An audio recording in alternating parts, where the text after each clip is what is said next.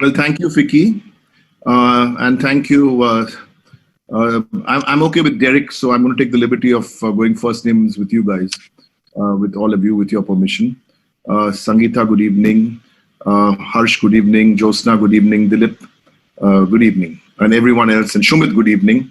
And everyone else who is on YouTube now, good evening. And if you're watching it maybe later, then good night, and then otherwise good morning or good afternoon.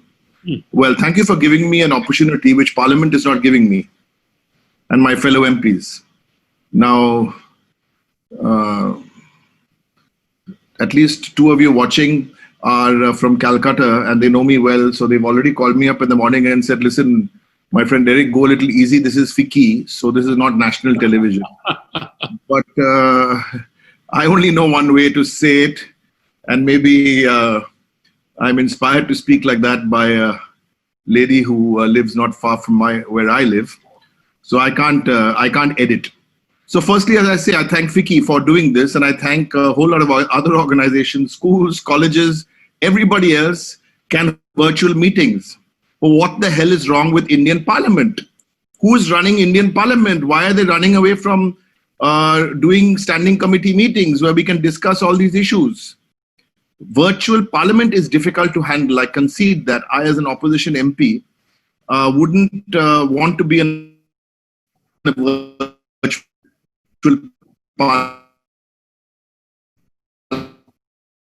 Parliament, because even when there's a party office or sitting at home on virtual, then we'll be on mute. But I don't want to make this political today, because even though I'm dying to, and I'm kind of hungry, because for 5 months, we haven't even seen the inside of Parliament. So the first thing is, convince your, I think industry should play a role in convincing people who are running government that the perception and the reality, the perception is that no work is being done in standing committees of Parliament, not that standing committees, select committees, consultative committees. No work is happening. If Vicky can do this virtually, why can't we all meet virtually? And this is not an opposition government issue. We must. Yesterday there was a very important meeting on the privacy bill. People are not going to risk themselves on aeroplanes, and so no virtual Parliament. So that's the first thing. So that's the reality, and it's also the perception. Now, why did I choose reality and perception versus reality today? Just to speak for about maximum 15 minutes. I saw what I was in actually.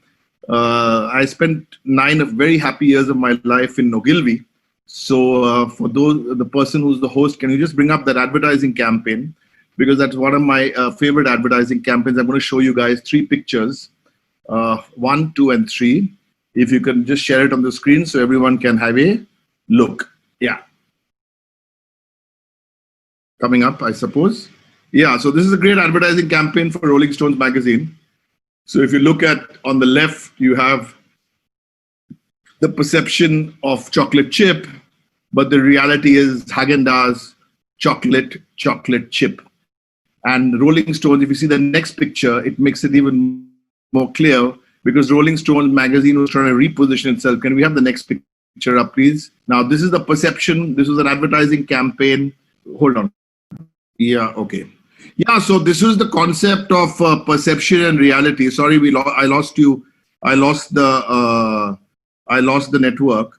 So this is the concept, and if you get some time offline, rather later, you please have a look at this perception reality campaign, because the perception, as through this advertising campaign, which is one of the legendary campaigns of all time, is very different from the reality. Okay, you can move the pictures off. You can move the pictures off. Yeah, this was another series in the campaign about perception and reality. Now, what is the perception? What is the perception today? Okay, what's the perception today? I'm going to give you a couple of examples. I'm going to give you a couple of examples. Can you all hear me? Yes, we can hear you. Okay. Yes, we can. Okay. I'm going to just give you 2 examples of what the perception is and what the reality is. Okay, now we've already spoken about Parliament, but let me give you two examples of programs. One a program and one the promises made. Let's talk with one perception, which is Beti Bachao, Beti Padhao. All of you watching have heard this about this program. Beti Bachao, Beti Padhao. For the entire country, let's only give you two stats. The budget on Beti Bachao, Beti Padhao is 660 crores for all states. And 56% of the 664 crores is spent on advertising, marketing, and publicity. That's your Beti Bachao, Beti Padhao program. But if you ask anyone about Beti Bachao, the perception is, wow, it's the greatest thing on the planet. Now let me give you, I've only got two examples. Kanya Shri. That's not all states and union territories. It is only one state, my state, Bengal. Guess the budget for only one state. Remember, national budget is 660 crores. 7,500 crores. That's the reality. How many children benefit, how many young girls benefit from Beti Bachao? We don't have a number. In Bengal, the number is 6 million. That's the reality. No wonder why the United Nations gave it the best international program of the year a couple of years ago. That's one. So perception, reality. Here's the second one about perception. Let's double farmers' income. Promise made, let's double farmers' income by 2022. You don't need to tell me how much we'll have to grow between now and 2022 to double farmers' income. It's not going to happen even before 2025. That's again a perception. What's the reality? Between 2011 and 2019, one state, my state, Bengal, tripled farmers' income from 91,000 to 291,000. That's the reality. And I'm afraid a lot of industry either doesn't want to speak up, or a lot of media. I can understand. And I can understand when industry doesn't want to speak up and look away or speak softly loud. But a lot of the media is not talking about all this. Now let's leave two examples. Let's to the perception of this, national this lockdown. 21-day lockdown, 4 hours notice, exports dropped by 60%.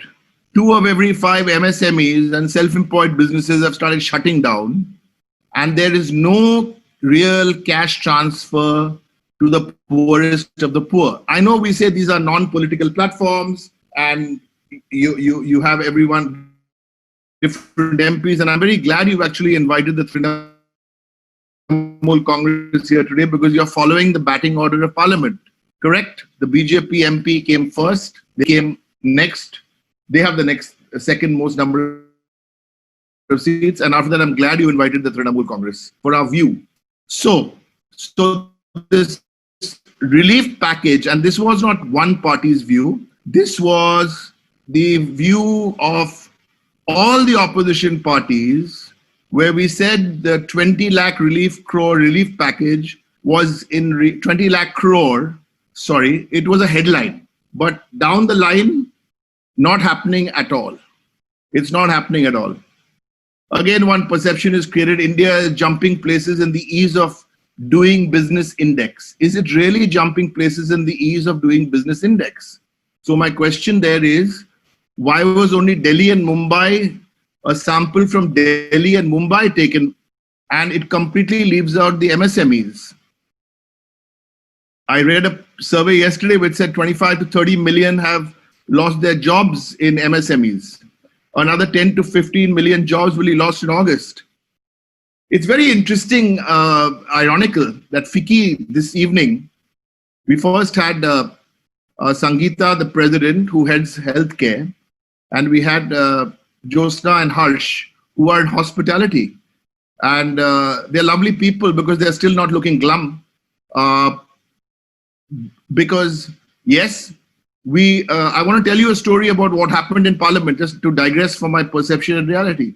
On the 5th of March, that is just when Parliament started, the Tourism Committee, the Transport, that is Air India and everyone else, Transport, Aviation, Tourism, Hospitality, the opposition members asked for a meeting of this committee on the 5th of March. There was no, why did we ask for a meeting? Because COVID was on. And we thought that a parliamentary standing committee can examine all these issues and make some suggestions. The meeting didn't take place till about the 20th of March, by which time the horse had bolted. So the buck has to stop somewhere. So, there's a perception and reality about made in India, rather make in India. There's a perception that India doesn't have a strong opposition. I'll deal with that. Even the perception about make in India. India's trade deficit with 25 major countries, South Korea, Japan, Germany, Iraq, I think, has widened in the last 3 years. These are not my numbers. These are numbers which are out there, Now, strong opposition. I hear a lot of people from industry telling me, opposition is not strong. But in states, in that only 12 states at present, compared to where it was in 2017, which were 20 states, it's down to 12 states now. Now in Parliament, we can only do what we can do. But everything is being reinvented, whether it's Parliament, whether it's institutions, whether it's the judiciary, this is all being reinvented. But there are still political parties who are committed to this, who will fight for this now. Perception, reality. After this, we'll chat with.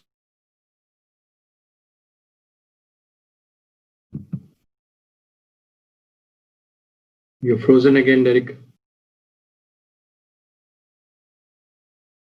Hello? Now you're back. Hello? Now you're back. What can I do, Baba? We can hear you. We can hear you. Go ahead. Yeah, so states have done what they could. States have done what they could. Now, if you come to my state, if I tell somebody, ease of doing business, number one, which state? Not because I'm saying so. Forget about me. The central government agencies are saying so. Ease of doing business, not because Dr. Amit Mitra is saying or Derek O'Brien is saying. Ease of doing business, Bengal is number one. E-tendering, Bengal is number one. MSME, Bengal is number one. Skill development is number one. So this is the reality. Now, what is the perception? So the perception, those who are trying to spin the perception in the long run, I'm very, very sure, because in long run, it's the reality which will, in the long run, it's the reality which is going to make it happen. It's the reality which is going to make it happen. And I would love to take some questions from all of you, because we can also discuss as to how the reality is different from the perception. How the opposition is not in government. And I think not the industrialists. Someone asked me the question, industrialists, of course, I understand how difficult that tourism article, Josna, which you were referring to, I spent 3 months researching that article, but it'll only appear as an article because the same things were being said in the committee, but there's no action taken. And I think this is where, and it has to be said in so many ways, the big responsibility here is for media owners. They have to stand up and be counted. If they are complicit, because as a journalist today, you have to criticize. You have to say what's going wrong. You have to find solutions.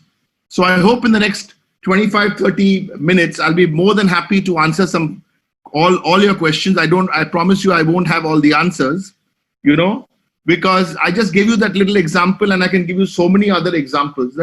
Like for example, I know for a fact, and this is not about Trinamool Congress, there are 17 political parties who met. The meeting was called, my chief minister was there, the Maharashtra chief minister was there, the Bengal chief minister was there, Madam Sonia Gandhi was the chairperson at that meeting. And every opposition party, we agreed, not easy, we agreed on 10 points. And what was the first point? Put the money in the bank account.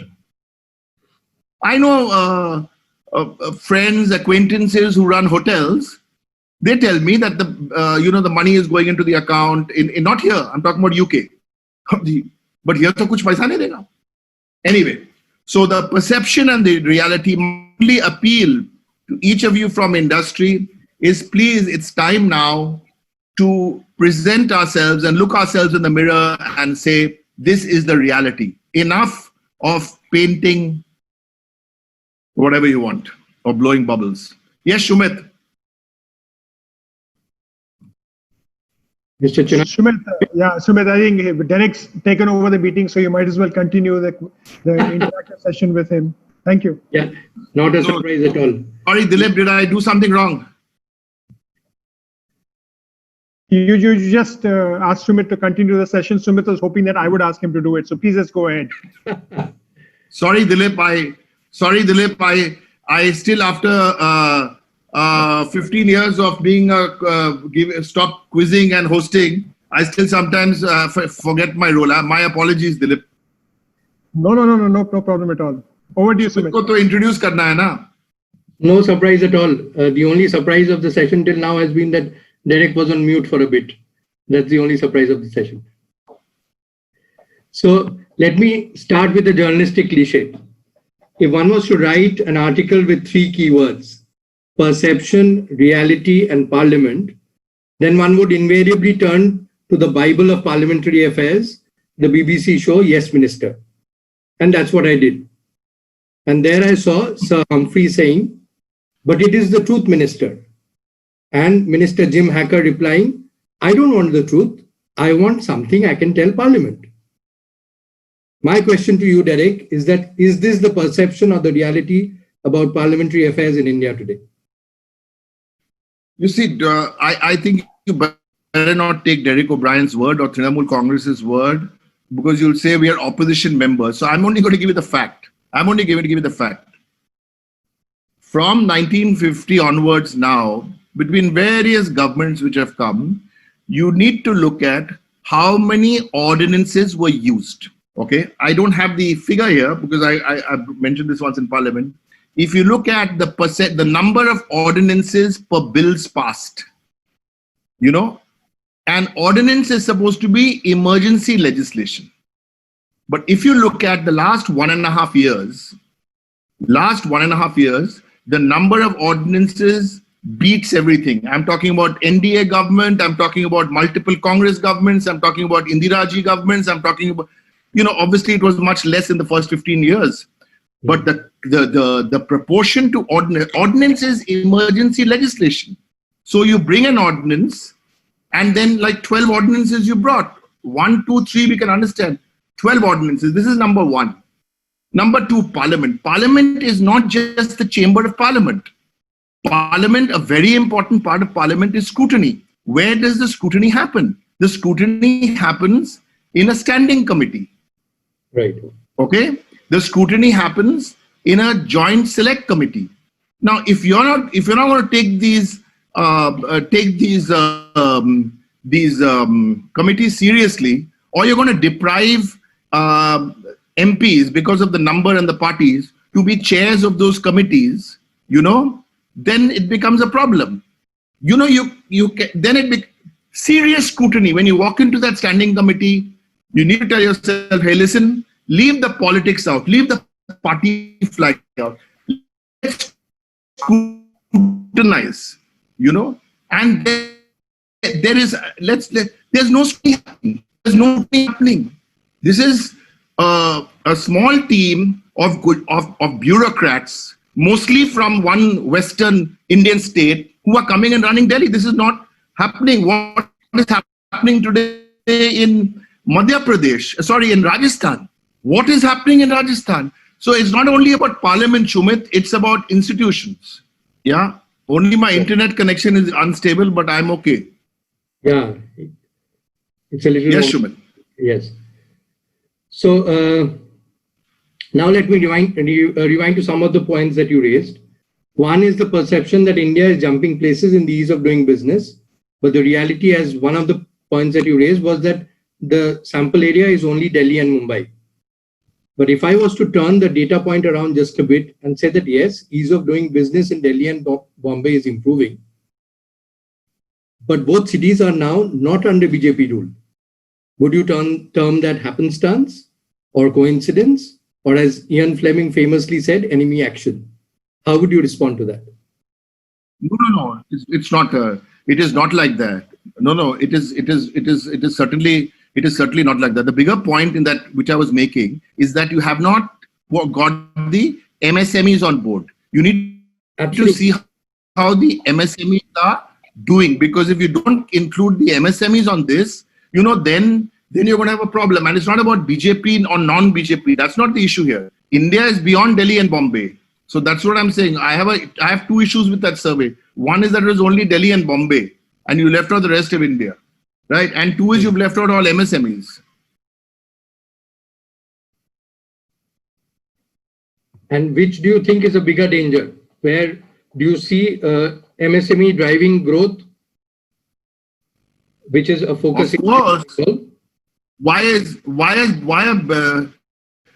And some states have taken the policy to push MSMEs, and why Bengal is, and how do you judge? We can't say Bengal is number one in MSMEs. Why? Just because I said so? No, because if you look at what the banks are lending, who the banks are lending to, where, that is where Bengal has gone so much ahead. So you can't, and MSME needed some. It got a little bit of, I would say, it did not get, it would be unfair if I said they got zero something. Some little thing happened in the announcement. See, I'll tell you what has happened. You can't write the headline. You can't write the headline and then try and write to use an advertise, then try and write the body copy. There has to be some meat in the product.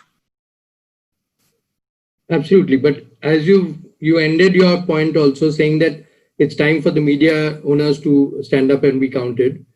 But in today's disproportionate emphasis on social media, don't you think this gap between perception and reality can be bridged even without mainstream media supporting you through social media? Is that not the reality of our times? I think that's a good question, and that's a good point you make. So I think, yes, but there also the kind of money you need to spend. But I think, yes, I think I would agree with the lining. That is the silver lining. And that's the, frankly, I'm talking to you very frankly, so I'll tell you that and I think the people also are very clever these days. If you watch Channel X, it's a mouthpiece of a party. You watch Channel Y, you would say, again, it's a mouthpiece of the other party. But I think there's a bigger danger here. There's a bigger danger here. The bigger danger here are the multiple media voices, the multiple media brands, but created by the same owner. That is where the balancing act happens. To me, that is a very, very dangerous policy. So you have, and I call names. So I'm not one of those guys you have a Times Now as an example who kneel, who crawl in front of the government, and then you have a flank brand called Mumbai Mirror, which tries and be anti-government. That is hypocritical, and this kind of brand ownership is dangerous.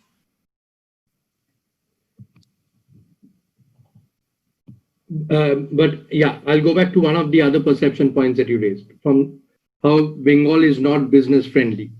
Now, we all know we are living in times where perception often is more important than reality. So if you take this particular perception that Bengal is not business friendly, how much of a serious concern is that for you? And how urgently do you need to address that? You see,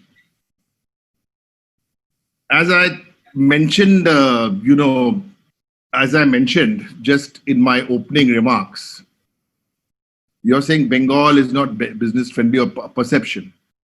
I told all of you, ease of doing business, e-tendering, MSMEs, skill development. 1, 1, 1, 1. I'm not even getting into things like agriculture because for 5 years, the Krishi Samman Award has come to Bengal. Last 6 years, Bengal has attracted 22,200 crores of foreign investment. 2019, some of the people I see on the screen were there at the Bengal Global Business Summit.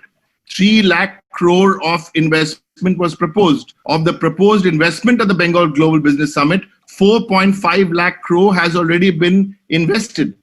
Okay, leave the Bengal story. I read Economic Times, the others had said that Gujarat Business Summit, how much was delivered and how much was promised. So, so there is a big difference again between the perception and the reality. By the way, I can't help but make this point. I think this is an interesting, but just came to my mind is, the other point about perception and reality is that the number of times you impose president's rule. You see, the Congress had this great thing that anything, if you look at the statistic, 40, 50 times president's rule. But now in an age, there is no president's rule. There is fiscal putting you in the corner. Cyclone took place in Bengal. Estimate is 1,02,000 crores. 1,000 crores has been paid. Baki reh gaya 1,01,000 crores. Bengal today, as only one example, I'm sure you go through the other states also, you'll find 53,000 crores owed only on old outstanding. Old outstanding. And I'm not talking, everyone thinks GST. GST is only a small amount of this. GST is about 3,000 crores. Look at the devolution figures of states. The states are not getting enough of the money which was owed to them. Look at the GST, look at other devolution. So this is more dangerous for federalism than this fiscal defederalism. I don't know, I just thought of that mad term, maybe it doesn't make sense, but this is a fiscal way of keeping you in the corner.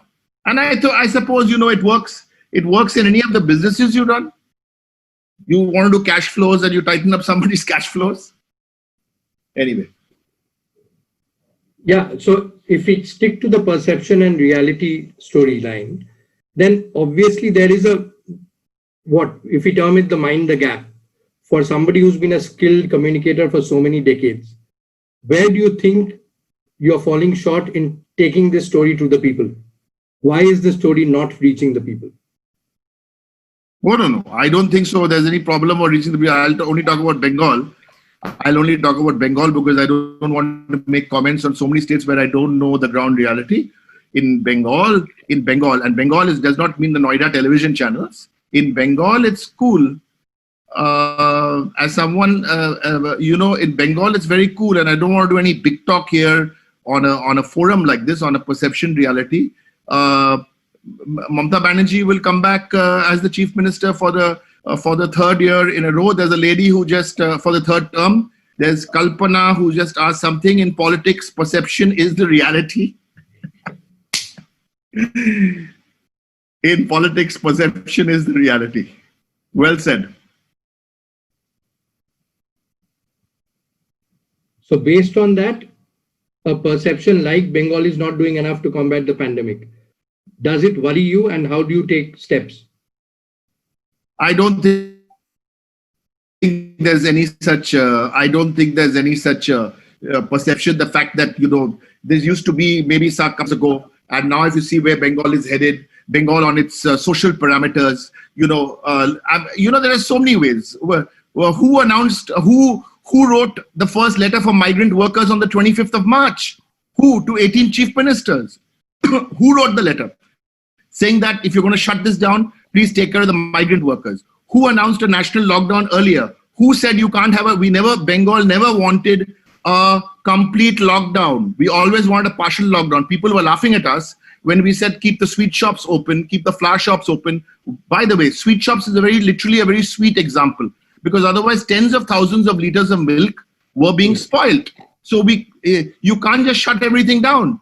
And that's why now we're trying something different. Not because of some Solomon Grundy scheme, we're trying 2 days a week shutdown. So economy, we never were proponents of shutting this down and throwing away the key. This would never have worked. Do we take some other questions, Shumit, or is that, are we done? Yeah, no, we are just seeing other questions. I have a couple of things off the perception and reality track. One is that if we look at inside Parliament, then do you feel that a good parliamentarian necessarily makes a good politician, and a good politician necessarily makes a good parliamentarian? Is there a gap there? You see, I don't know if you. I don't think we will be. It will be very dangerous to assume you're a good parliamentarian if you make a good speech. I think right. that's not the way to go. I think a lot of actually when we go to Parliament, it's not about massaging your ego. You can research a good speech. The speech can be based on knowledge. It can be based on good research, tabletop research. But the core and the meat of the speech has to come from your understanding of the grassroots. Because if that is not reflected, then it is not a college debating society. It's for legislation. So it's for legislation, and you have to use tactics to meet your long-term strategic goal in Parliament. Yeah. But I would really urge, more MPs, and I'm saying this with all humility, you have to read the legislation. Because otherwise, political parties, I know there are 3 or 4 political parties who have good teams, they're researching, they're sharing, but otherwise, if you don't research, if you don't have proper research, then you'll end up passing legislation which is all ulta-pulta. The best example of legislation which I've been a part of is saying to the land bill. That didn't come off tabletop research. That came out of a movement led by Mamata Banerjee at Singur. Right. So a couple of questions from members. Please enlighten us about post-COVID-19 nature of governance with special reference to economic measures. Comes from Dr. Ashok Yende. What's the question? Please enlighten us about post-COVID-19 nature of governance with special reference to economic measures. You see, I can only, as a member of the opposition, continue to put pressure on this government to please transfer money directly.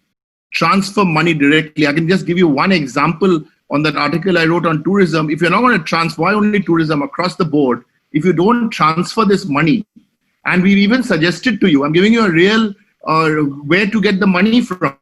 You have taken away MP lads 10 crore we used to get for 2 years. Every MP, 800 of us would get 10 crores. You multiply that by 800, you've got 8,000 crores. If you transfer that 8,000 crores, okay, into people's bank accounts, that's a lot of money. And I'm going to tell you, this PM Care Fund also. Now the Bihar election will come, the Bengal election will come. We'll keep a very close eye whether you transfer money from PM Care Fund, because then it will not break the election code. That's dangerous. So our appeal from the opposition is, yes, it's a very clear appeal. And this is, I think there were 17 parties who signed that. The Trinamool, the Congress, the CPM, the CPI, the NCP, the DMK, the AAP, the RJD, they all signed on and said, please transfer the money. The sum can be disputed. You can discuss whether it's 7,500, but the money has to go out. Absolutely. My final question, moving away from hardcore politics, the most popular symbol of perception versus reality is cinema. So this question is for the movie buff parliamentarian. With so many film stars around, have you ever had a fanboy moment in Parliament personally? In Parliament? Yes.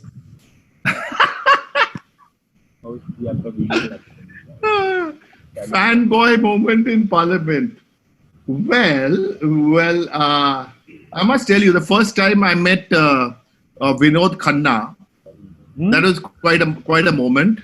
And once Hema Malini ji lost her earring, so the fanboys were on the carpet trying to look for Hema ji's earring. So these kind of things go beyond political parties. Doesn't matter which political party you are or which political party you're not. But there have been some. But we have a rule in Parliament. What happens in Central Hall stays in Central Hall. Thank you so much, Derek.